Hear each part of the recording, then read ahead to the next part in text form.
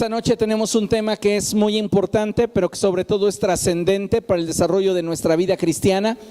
Y le he puesto por título Lo que Dios desea. Diga conmigo, lo que Dios desea. Una vez más, lo que Dios desea. ¿Alguna vez se ha preguntado qué es lo que Dios desea de usted? Porque muchas veces nuestra mente puede divagar y extraviarse en pensar lo que Dios quiere de la iglesia, lo que Dios quiere de sus hijos. Pero ¿qué quiere Dios de usted? Recordemos algo que es muy importante y a su vez es trascendente. Dios ama a toda la humanidad, pero Él quiere tener un trato íntimo y personal con cada uno de nosotros. Vivimos en una sociedad en la que las personas están dispuestas a satisfacer los deseos de su corazón, sin importar en muchos casos si el llevarlo a cabo no les representa una ganancia tangible en sus vidas.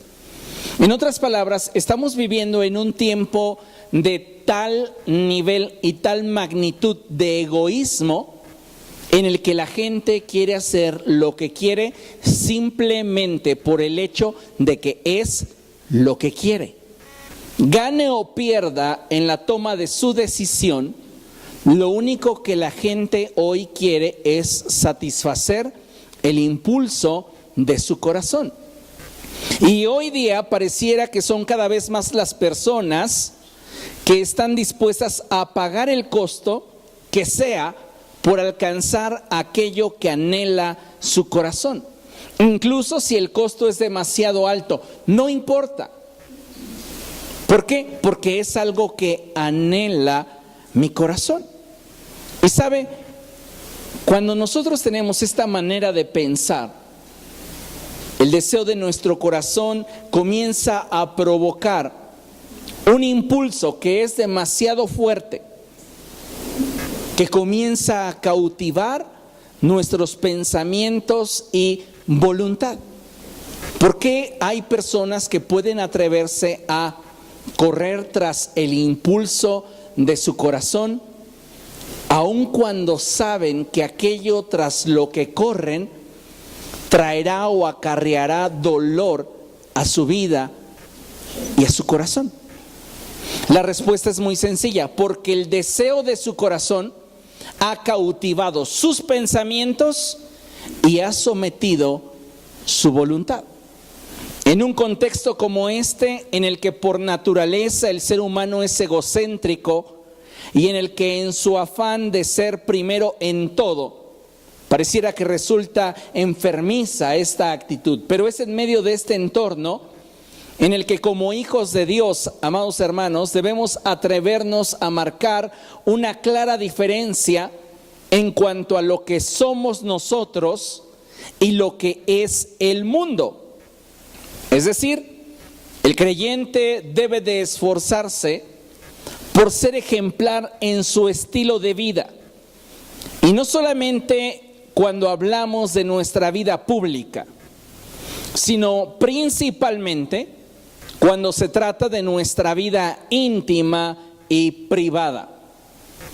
Pareciera que cuidamos mucho los aspectos referentes a nuestra vida pública, posiblemente por temor al castigo, posiblemente por temor al qué dirán, posiblemente a alguna que otra consecuencia que pudiera acarrearnos el hacer algo de forma pública y que fuera esto indebido. Pero ¿qué hay del otro lado de nuestra vida? ¿Cómo estamos protegiendo y cuidando nuestra vida privada, nuestra vida íntima? ¿Estamos siendo igual de cuidadosos en nuestro estilo de vida íntimo y privado que en el público? ¿Sabe? Muchas veces tratamos de camuflajear las cosas y tratamos de ocultarnos de Dios. Pero algo que debemos de saber es que algún día vamos a tener que rendirle cuentas a Dios por todo lo bueno o lo malo que hayamos hecho mientras estábamos en el cuerpo. Dice la palabra de Dios que de Dios nadie se burla y nadie es nadie. Podemos sentirnos lo suficientemente inteligentes o capaces para hacer de nuestra vida lo que querramos. Y quizá tanto en lo público como en lo privado sepamos manejar nuestra conducta a modo tal que obtengamos siempre lo que queremos. Sin embargo, debemos de tener en consideración el hecho de que habremos de rendirle cuentas a Dios de todo cuanto hemos hecho. Y en ello no hay favoritismos. Así que tenemos que procurar que nuestra vida, tanto en lo público como en lo privado, refleje la naturaleza de Cristo en nosotros. Examine usted por un momento su vida pública. Analice su vida privada. Dios es glorificado a través de su vida, tanto en lo público como en lo privado. ¿Cómo estamos viviendo? Eso es importante porque necesitamos esforzarnos porque Dios sea glorificado a través de nuestra vida. En este sentido es que cada día el creyente debe de tomar en cuenta la palabra de Dios cuando ésta nos expresa lo siguiente. Acompáñenme a 1 de Timoteo capítulo 4, primera epístola del apóstol Pablo a Timoteo, capítulo 4.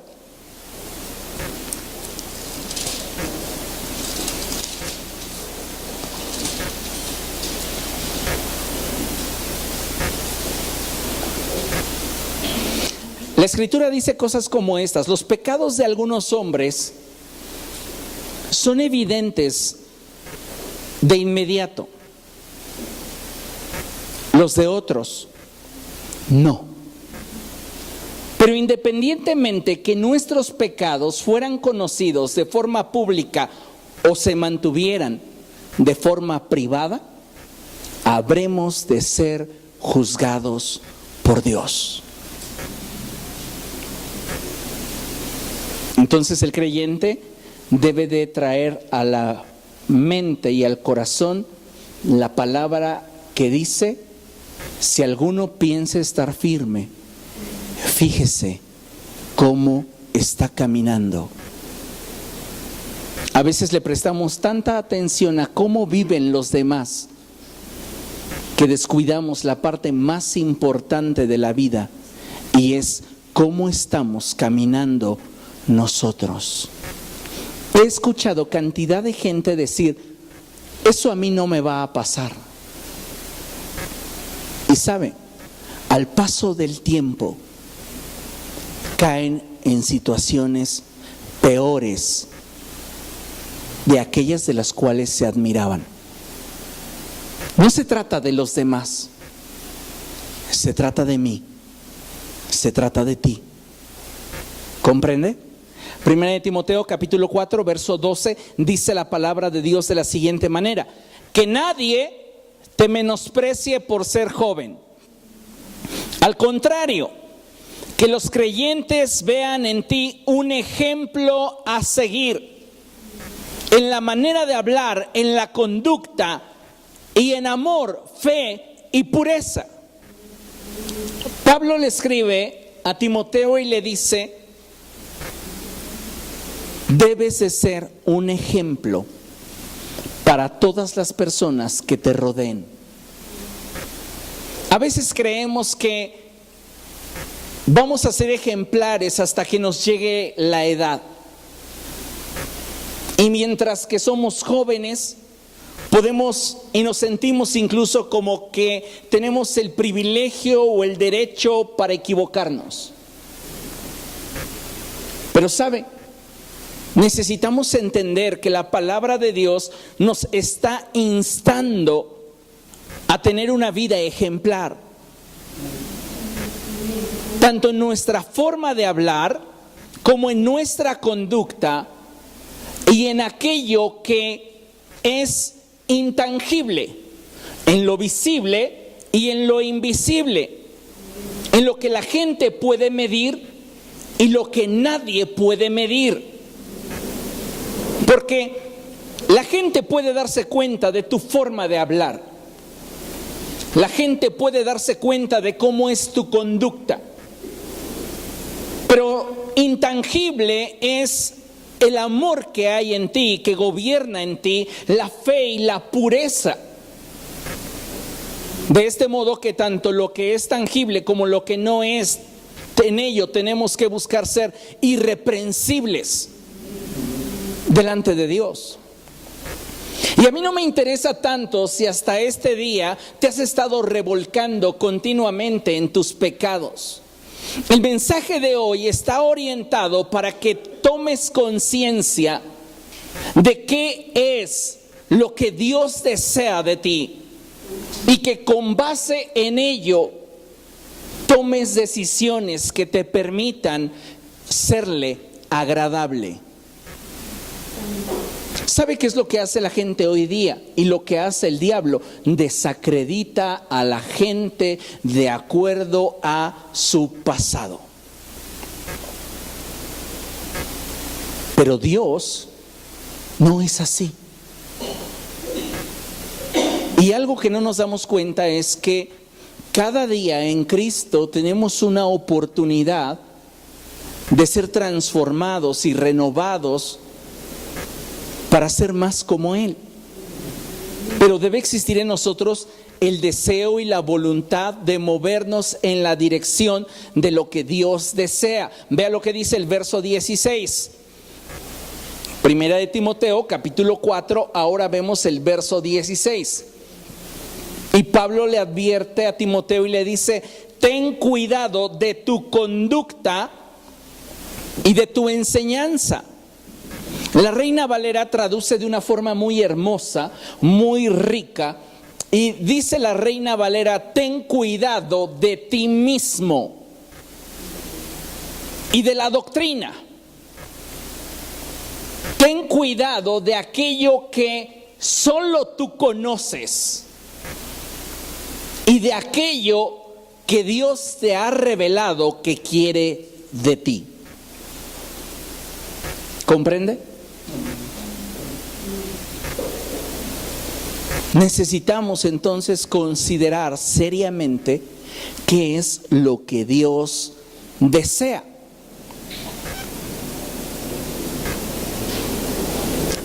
Ninguno de nosotros podrá aspirar a un mayor nivel de la expresión de la vida de Cristo mientras que no pongamos a Dios como prioridad en nuestra vida.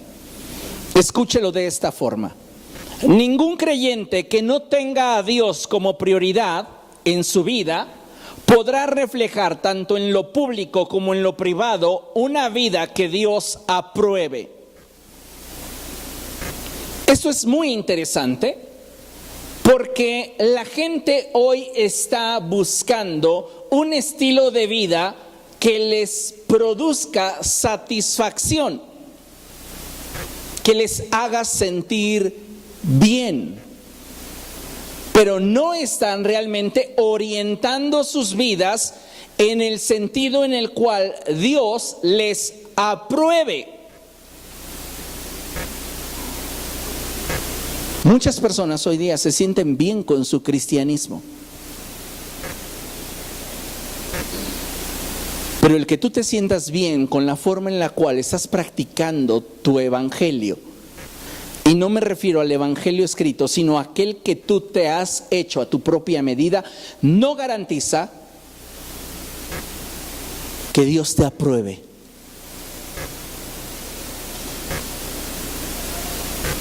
si no estamos viviendo el Evangelio a la medida de Cristo, estamos viviendo un evangelio distinto. Y no porque haya otro, sino porque nosotros lo hemos tergiversado y lo hemos hecho a nuestra manera. Por eso es importante que nos comprometamos a buscar a Dios e imitar a Cristo. Si no nos comprometemos a buscar a Dios e imitar a Cristo, simplemente no vamos a poder reflejar la vida de Dios en nosotros.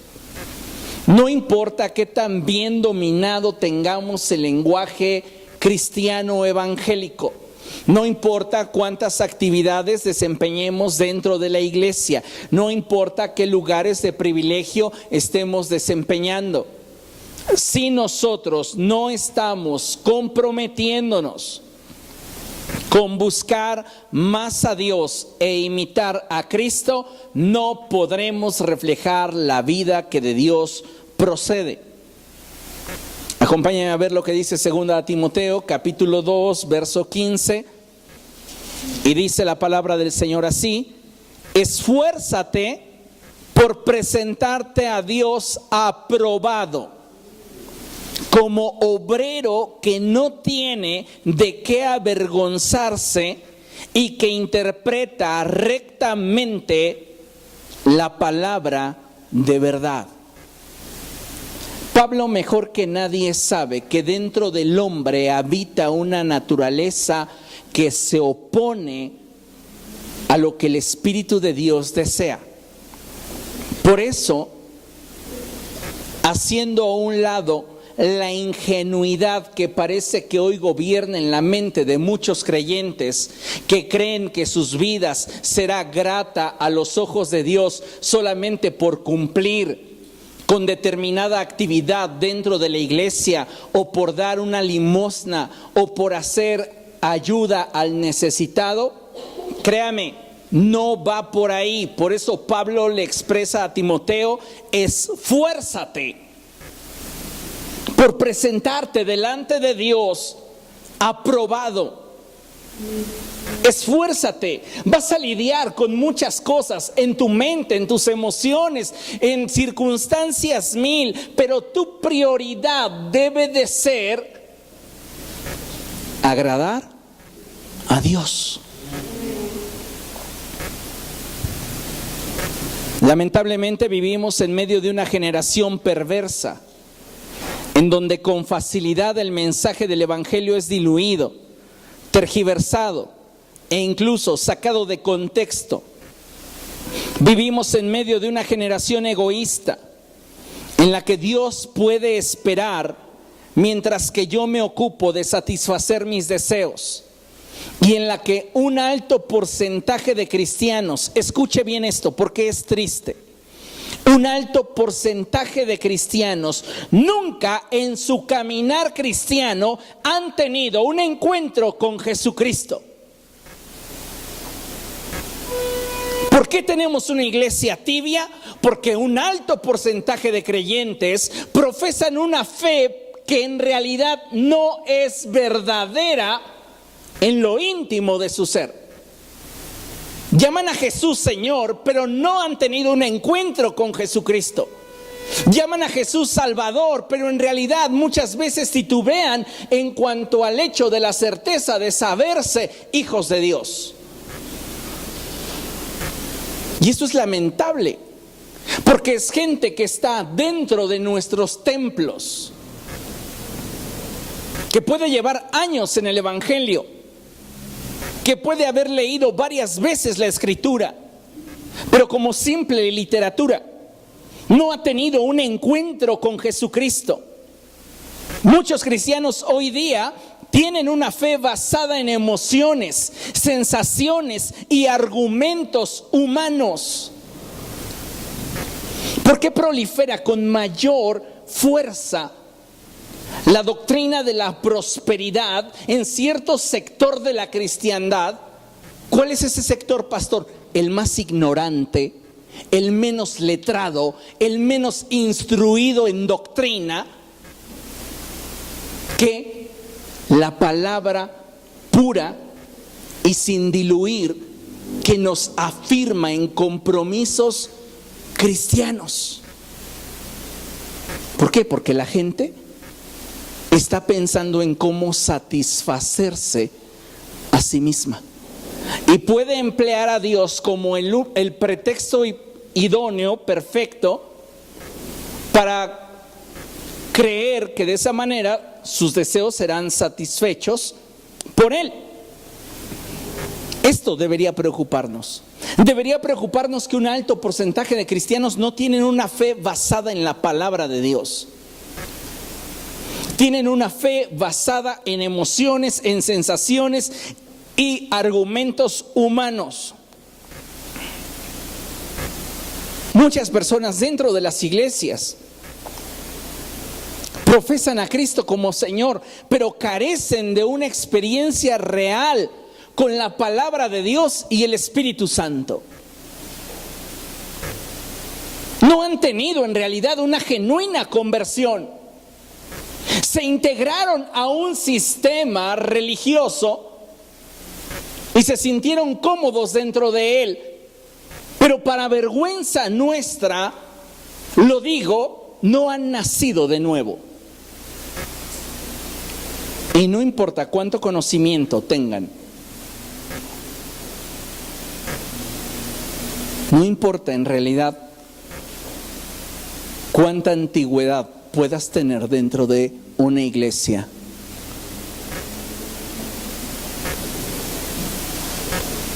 Podemos continuar año tras año engañándonos a nosotros mismos, creyendo que estamos bien. Pero la realidad de todo esto es que lo que hace evidente la calidad de vida espiritual que tenemos es lo que se refleja de Cristo en lo público y en lo privado. Si yo no estoy reflejando la vida de Cristo en lo público y en lo privado, debería dudar de la vida espiritual que presumo tener. Porque posiblemente no tengo una vida espiritual. Puedo poseer una religión, pero no una vida espiritual. ¿Comprende? Consideremos lo siguiente. El motivo por el cual muchos cristianos no pueden ni podrán experimentar más de Dios en sus vidas se debe a que no han estado dispuestos a salir del mundo. ¿Por qué hay cristianos que no están experimentando más de Dios en sus vidas?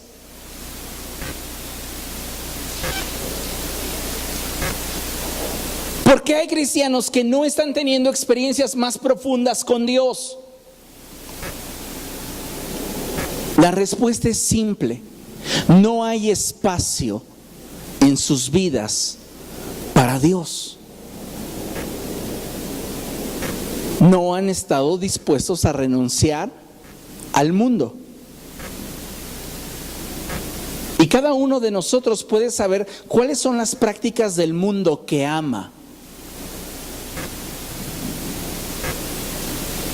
Pero tiene que tener en cuenta una cosa, que el que ama al mundo se constituye enemigo de Dios.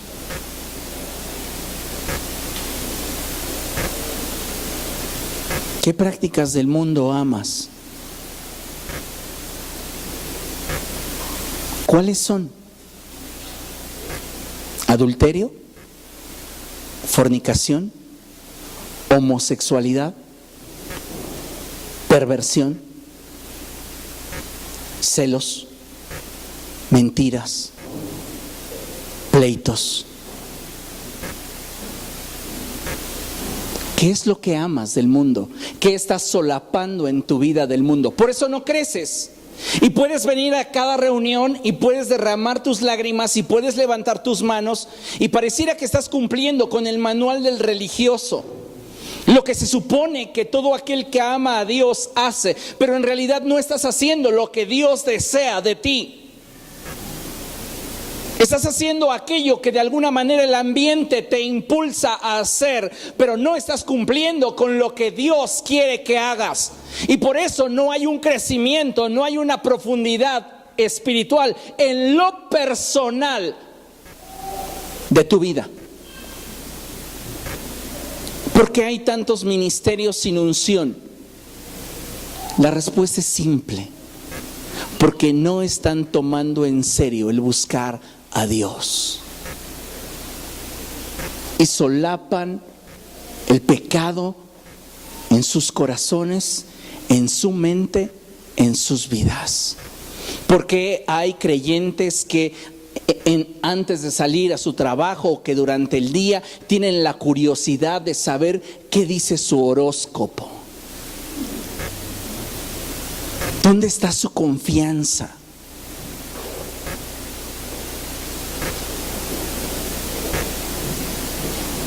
Pareciera que simplemente estamos dentro de la iglesia porque las circunstancias así lo determinaron, pero no hay convicciones, no hay certeza, no hay compromiso.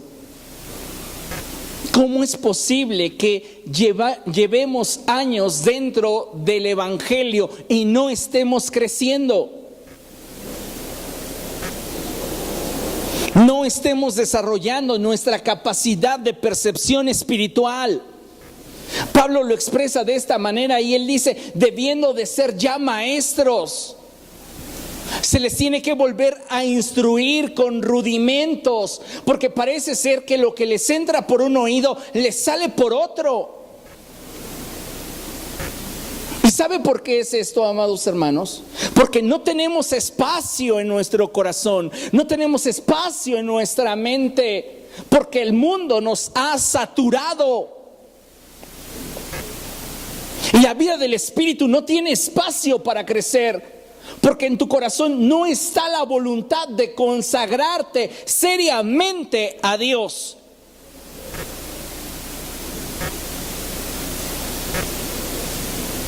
Nos justificamos en lo que sabemos de otros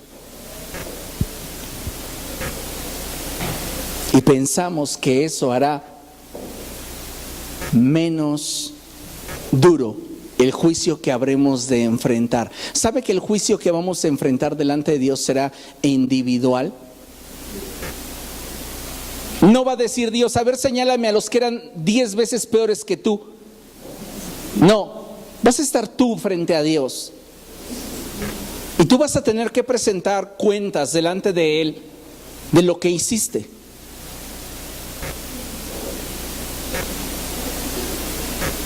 Hay tantos cristianos a los que no les interesa trascender en su vida espiritual.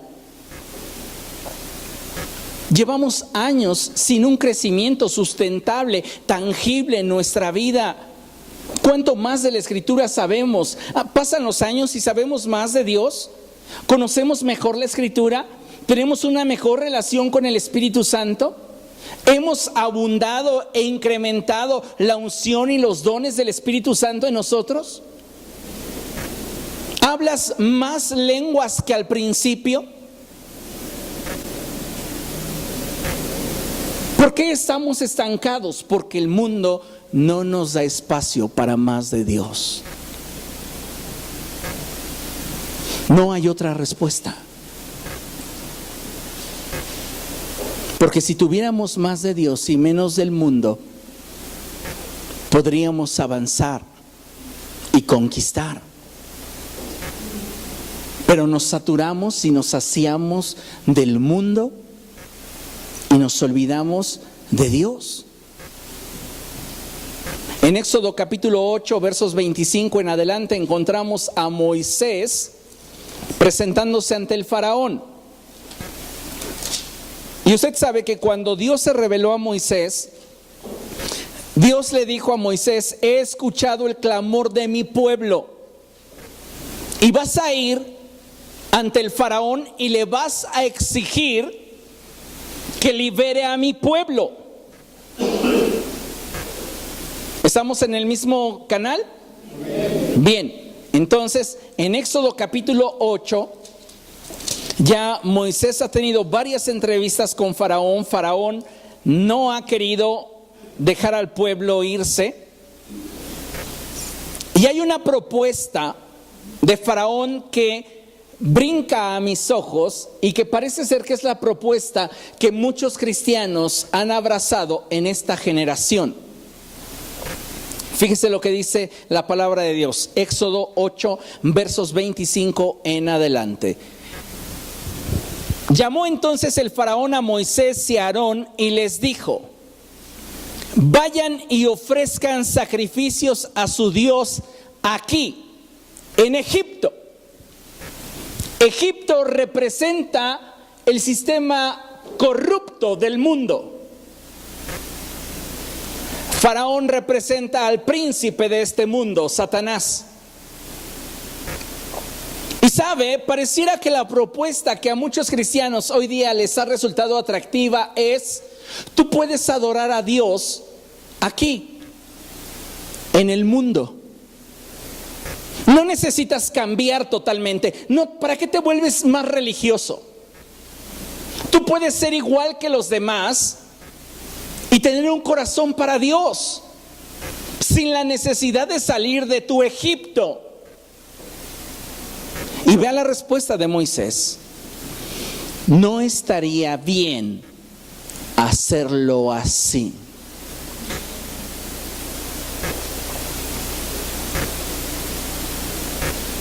Pareciera que conforme nos acercamos a la segunda venida de nuestro Señor Jesucristo, el amor de muchos se está tornando tan aceleradamente frío que van a la alza los creyentes tibios que tienen un pie en el mundo y otro pie en la iglesia. La pregunta obligada es si usted no será uno de ellos. Puede ser que tenga una vida pública impecable, pero ¿qué te dicta tu conciencia en cuanto a tu vida privada?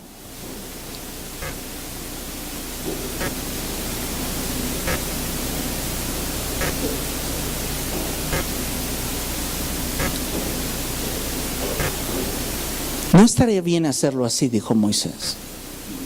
Dios dijo que era necesario que Israel saliera de Egipto. Tú me propones que ofrezca sacrificios sin salir de Egipto, que adore a Dios manteniéndome con el yugo de servidumbre y de esclavitud en el cual me has tenido por mucho tiempo. Y no es así como Dios quiere. Tenemos que estar dispuestos, amados hermanos, a pagar el costo de una vida que refleje en lo público y en lo privado a Cristo. No le hablo desde mi montículo de la perfección. Le hablo lo que la palabra de Dios hoy nos quiere comunicar a todos.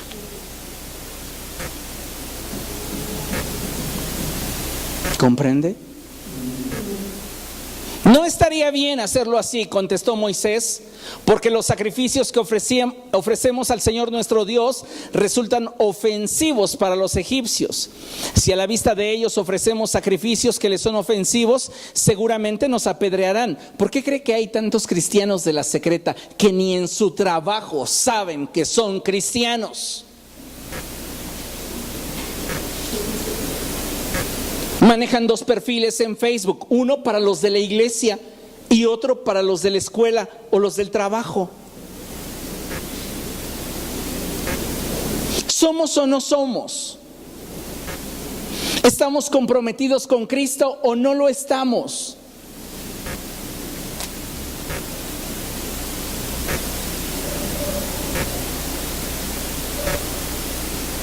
Obviamente que cuando tú determinas levantar el estandarte del Evangelio en medio de una generación que vive en tinieblas, la gente se te va a echar encima. Y realmente pues no necesitas tener ni una orientación política ni de educación para que se subleven. Simplemente levanta el estandarte del Evangelio y tendrás enemigos gratis. ¿Por qué creen que muchos cristianos prefieren pasar desapercibidos? Se amoldan al ambiente en el que se desenvuelven. Y si es un ambiente de hablarse en doble sentido, participan de él. Si es un ambiente de hablar con leperadas, participan de él. Si es un ambiente de promiscuidad, participan de él. Si es un ambiente contaminado, participan de él. Porque nos falta convicción. Porque el mundo no nos da espacio para tener más de Dios.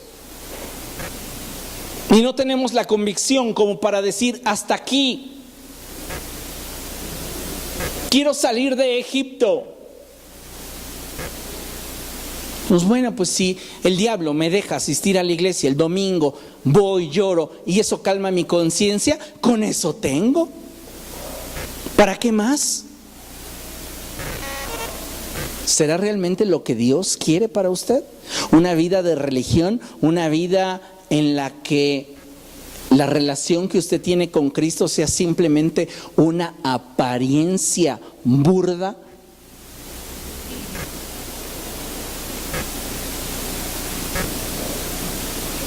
Moisés le dijo al faraón, verso 27, tenemos que hacer un viaje de 3 días hasta el desierto para ofrecerle sacrificios al Señor nuestro Dios, pues así nos lo ha ordenado. Moisés en pocas palabras le está diciendo a Faraón, tenemos que salir de Egipto. Si tú quieres experimentar más de Dios en tu vida, tienes que salir del mundo, tienes que sacar al mundo de ti. No hay otra forma.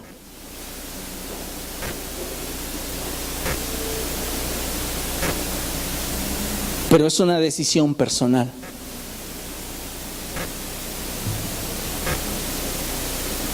Aspiramos a tener más de Dios, queremos más de Dios, pero no estamos realmente comprometidos con Dios.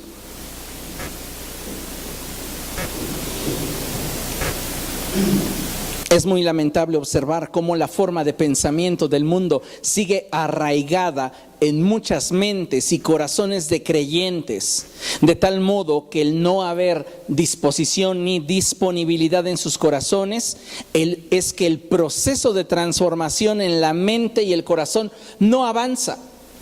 Por eso no hay cambios. A veces escuchamos sermones, palabra ungida de Dios, y la gente está completamente insensible, inerte ante la palabra de Dios. ¿Por qué? Porque no tiene espacio para recibirla.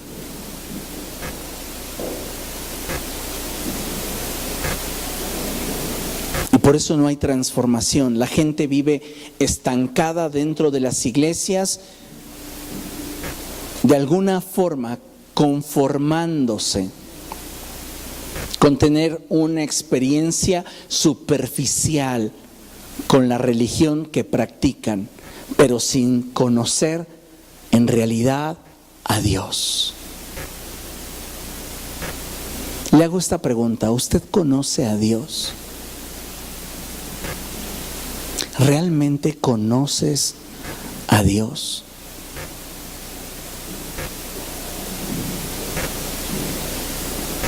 No te pregunto si sabes de Dios, te pregunto si conoces a Dios.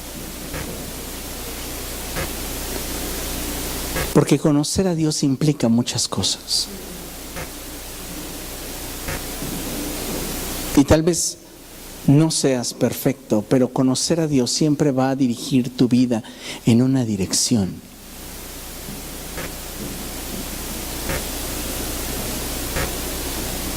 Y yo creo que ustedes y yo tenemos la responsabilidad de alinear nuestros caminos a Dios. ¿Cuánto te va a costar? No lo sé. ¿Qué te va a implicar? No tengo idea, pero es tu decisión. Si nos volvemos a Dios de veras, o continuamos entretenidos con una relación superficial con Él.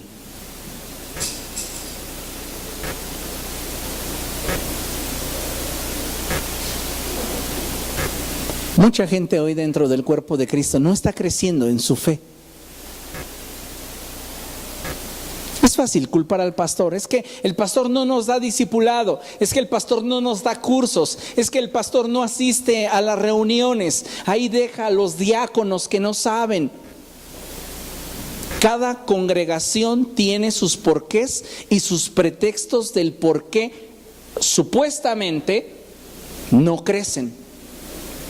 Pero si somos honestos, no estamos teniendo un avance en cuanto al desarrollo de nuestra fe y nuestra experiencia personal con Dios, porque no le estamos dando espacio a Dios dentro de nuestros corazones. Seguimos cautivos en Egipto y queremos adorar a Dios en Egipto. ¿Para qué salir al desierto?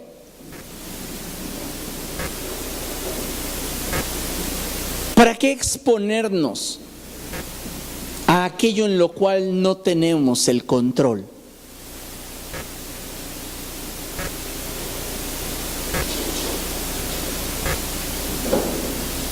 Escuche esto. Dios no está buscando gente que simpatice con Él. Dios está en la búsqueda de personas que quieran profundizar con Él.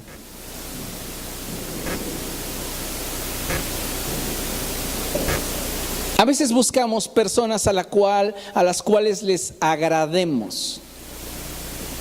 Y si tú buscas el establecer un vínculo con alguien a quien le agrades, puede ser que tengas suerte y te sobren candidatos para establecer vínculos de amistad que de alguna manera te reflejen el que eres aceptado y eres agradable. Pero si tú quieres llevar esas mismas relaciones a nivel de compromiso, no te van a dar el ancho. Es exactamente lo mismo con Dios.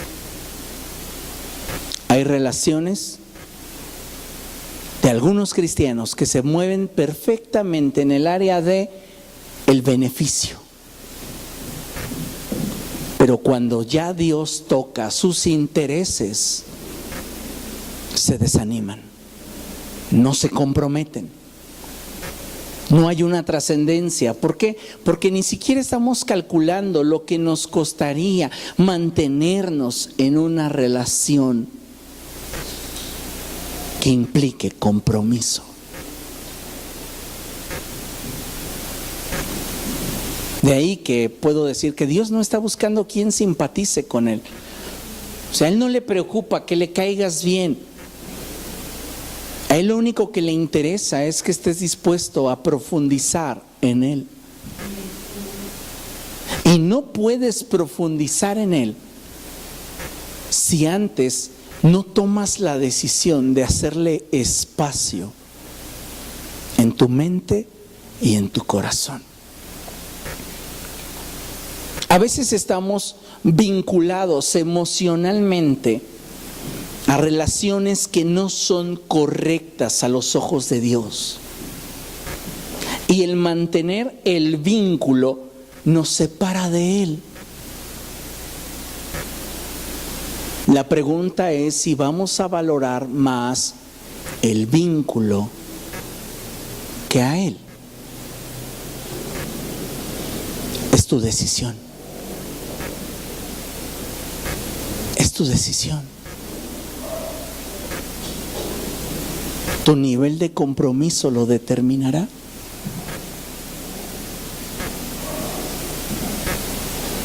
Nuestra convicción para adorar a Dios como Él lo desea está determinada por nuestro grado de intimidad con Él y fe. Si nosotros no estamos realmente intimando con Dios, nuestra fe es de caricatura. Sirve para entretenerte los fines de semana, pero no opera milagros. ¿Cuántos cristianos hoy día tienen una fe de caricatura?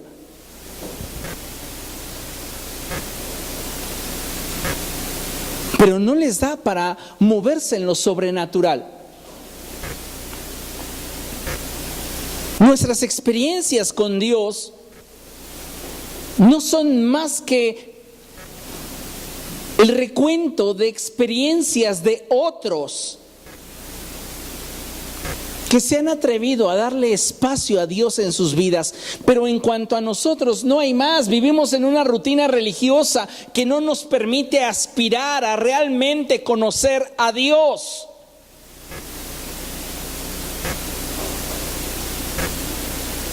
Porque tú puedes saber de una persona, pero no la conoces hasta que no intimas con ella.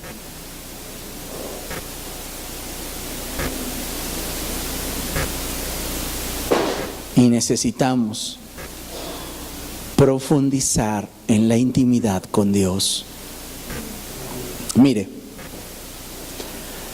Dios desea que cada uno de nosotros salgamos a su encuentro, un encuentro personal en el que su voluntad nos sea revelada y en el que cada uno de nosotros pueda rendir su voluntad a Él y seamos como consecuencia dignificados. ¿Qué es lo que quiere Dios? Vamos a ver qué dice la Escritura en Éxodo 19. Éxodo 19, y vamos a darle lectura al verso 1 en adelante. Cuando lo tenga, glorifique al Señor. Éxodo 19, a partir del verso 1 en adelante.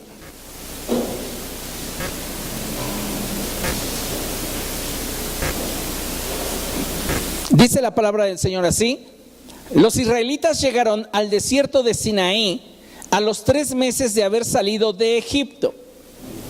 Los israelitas finalmente salieron de Egipto. ¿Está de acuerdo conmigo? La palabra de Dios es clara cuando dice que la cena del justo es como la luz de la aurora, que va en aumento hasta que el día es perfecto. La vida del cristiano no puede simplemente concretarse o limitarse al hecho de haber hecho una oración de fe y creer que por dicha oración ya es salvo. El pueblo de Israel salió de Egipto, pero continuó avanzando hasta llegar al monte de Dios. Durante esos 3 meses tuvieron que demostrar compromiso, perseverancia, determinación, motivación y muchos otros elementos que de tenerlos enriquecerían nuestra vida espiritual. Llegaron al monte de Dios y dice el verso 2: después de partir de Refidín, se internaron en el desierto de Sinaí y allí en el desierto acamparon frente al monte, al cual subió Moisés para encontrarse con Dios. Entonces, visto en un plano muy sencillo, lo que Dios desea es que salgamos de Egipto y atravesemos por el desierto que nos permita sacar a Egipto de nosotros, para que podamos llegar al monte de Dios, a la presencia de Dios, y busquemos tener un encuentro personal con Él. Si tú no tienes un encuentro personal con el Espíritu Santo, no has tenido ningún encuentro con Dios. Es personal. Personal. Yo no puedo decir, ay Dios, es que estuvo bien hermosa la reunión, a todos los tocaste, los hermanos estaban llorando. Es personal. ¿Qué te llevas tú cada reunión? Cada tiempo de oración, ¿qué te llevas tú? Cada tiempo de alabanza y adoración, ¿qué te llevas tú?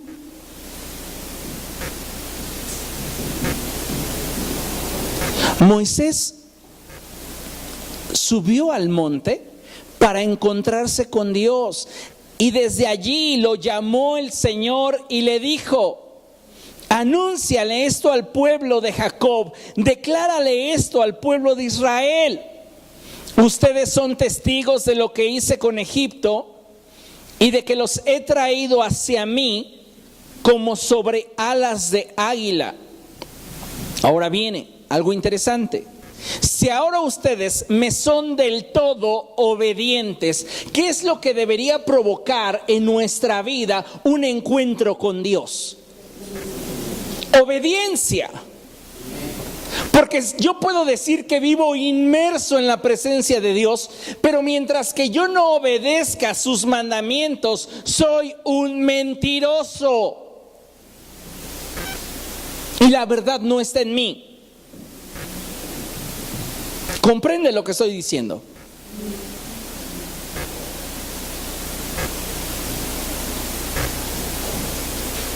Dice la palabra del Señor: si ahora ustedes me son del todo obedientes y cumplen mi pacto, son obedientes y realmente se comprometen conmigo, vea, serán mi propiedad exclusiva entre todas las naciones. ¿Quieres exclusividad sin compromiso? No te pases.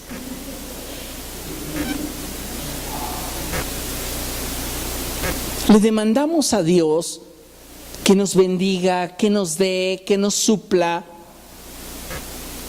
pero no nos estamos comprometiendo con Él.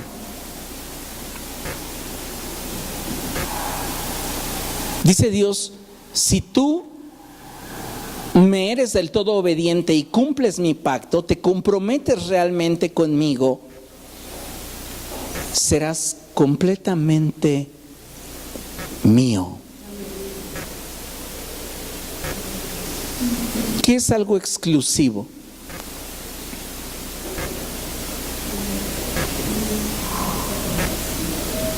Algo que no se le da a nadie más. Puedo traer una bolsa de dulces y darles a todos un dulce, pero puedo determinar a quién darle un chocolate. Esa persona representó para mí mi exclusividad. Hay quien no va a valorar el dulce porque dice: a todos les dio dulce, pero no se dio cuenta de que habían exclusividades. Deberíamos aspirar a ese nivel de relación con Dios donde hay exclusividad.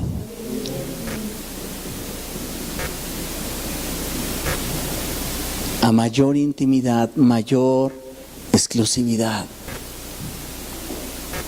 A menor intimidad, la exclusividad se va diluyendo, se va perdiendo, porque el compromiso se diluye y las relaciones se pierden. ¿Comprende? Dice: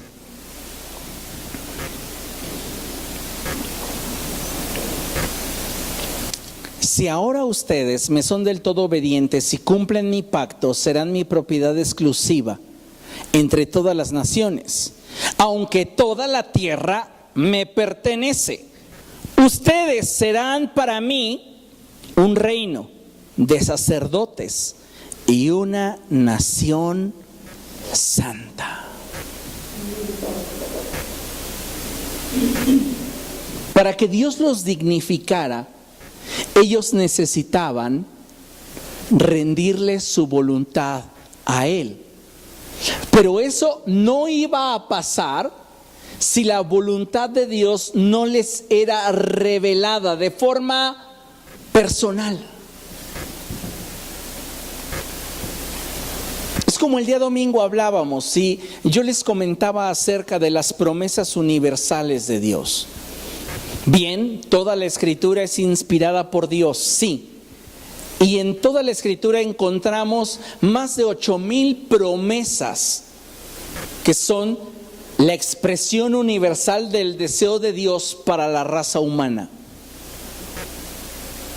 Pero no significa que porque yo me apropie de una promesa universal, tenga yo el derecho legal de pedirle al cielo que me la cumpla cuando no ha sido decretada como una promesa individual o personal. Por eso tengo que profundizar en intimidad con Dios para descubrir cuáles de esas promesas universales al Espíritu le place hablármelas como personales. ¿Qué es para mí? Eso es lo importante. No que los demás comparten. No, eso no es trascendente. Lo que es trascendente es en qué Dios hace la diferencia conmigo. ¿Qué es lo que me hace su propiedad exclusiva? Porque yo no me voy a enojar si Dios a ustedes también los bendice. Pero sí debo de ocuparme de qué forma yo estoy siendo bendecido de forma personal e íntima. Y eso tiene que ver con mi vínculo con Dios, con mi compromiso con Dios. Necesitamos rendirle a Él nuestra voluntad. Recuerde lo que dice la Escritura ahí en Hebreos 12:1.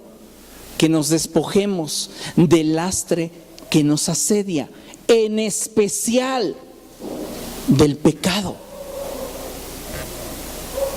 El lastre que nos estorba, en especial del pecado que nos asedia. Y corramos con perseverancia la carrera que tenemos por delante. Pero tienes que salir de Egipto, tienes que sacar a Egipto de ti. Con esto concluyo. Caminar con Dios no siempre le será grato a nuestra naturaleza pecaminosa. Pero lo que surja del mantener una relación viva con Dios siempre será de enorme provecho para nuestra vida. Tu naturaleza pecaminosa te va a decir no te fanatices. ¿Qué tanto es tantito? Y luego el creyente tibio pues se va como hilo de media.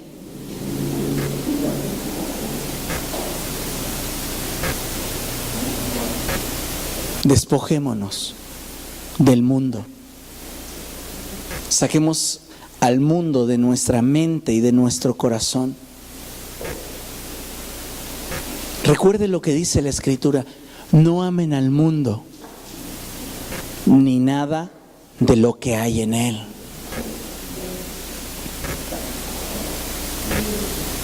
Porque el deseo de los ojos, el deseo de la carne y la vanagloria de esta vida no proceden del Padre, sino del mundo. El mundo pasa, pero el que hace la voluntad de Dios permanece para siempre.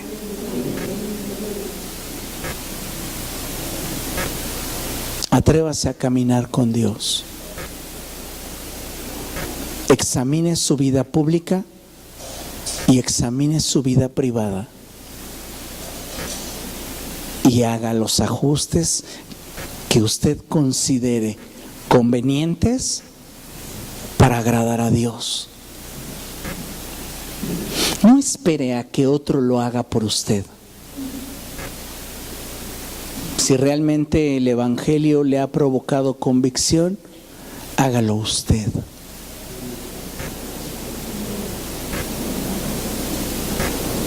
Pero cada uno de nosotros tomará sus decisiones.